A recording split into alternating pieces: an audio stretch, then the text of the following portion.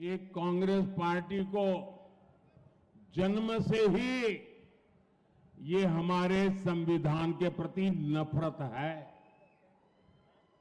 जो संविधान बाबा साहब अम्बेडकर ने दिया था, अगर वो संविधान की प्रत देखें,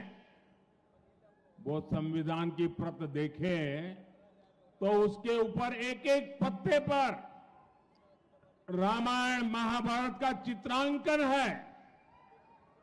हमारी संस्कृति, हमारी परंपरा का चित्र है उस पर, और हमारे संविधान की, भारत की महान सांस्कृतिक विरासत के साथ उसको कड़ी रूप से जोड़ने का एक अद्भुत प्रयास था।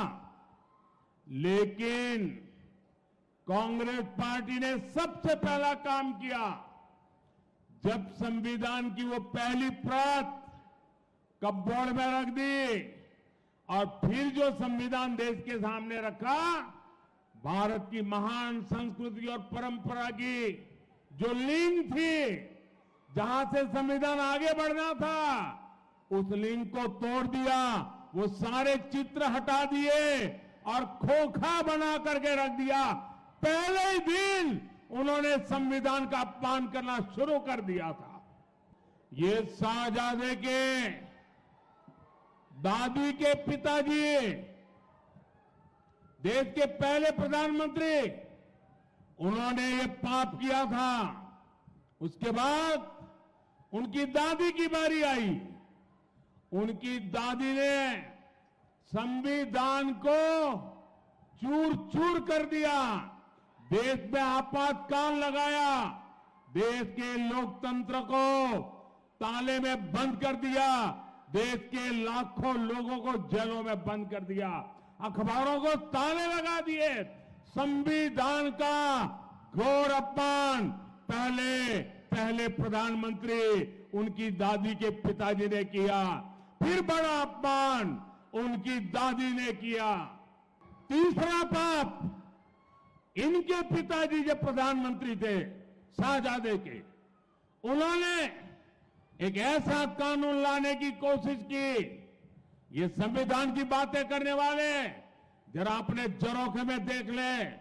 उन्होंने ऐसी बातें की, देश के मीडिया को, देश के अखबारों को डराने के लिए एक ऐसा भयंकर कानून लाए। देश का सारा मीडिया मैदान में आ गया, देश का विपक्ष मैदान में आ गया, संविधान के रक्षक भारतीय जनता पार्टी के लोग मैदान में आ गए और उनके पिताजी को झुकना पड़ा। और वो जो संविधान पे खिलवाड़ की कोशिश करती थी, वो उनको रोकना पड़ा। ये संविधान को उनके परिवार के 3 लोगों ने तबाह कर दिया है। उसके बाद संविधान से सरकार का जन्म होता है। सरकार की कैबिनेट अत्यंत महत्वपूर्ण इकाई होती है। भारत के संविधान ने उसको संरक्षण दिया हुआ है। मनमोहन सिंह जी की सरकार की कैबिनेट ने एक निर्णय किया। उस निर्णय को ये शाहजादे ने पत्रकार वार्ता करके भारत के संविधान से बनी हुई कैबिनेट के निर्णय को खुलेआम चीरे चीरे कर दिया था। और वो संविधान के रक्षण की बातें करते हमारे सामने।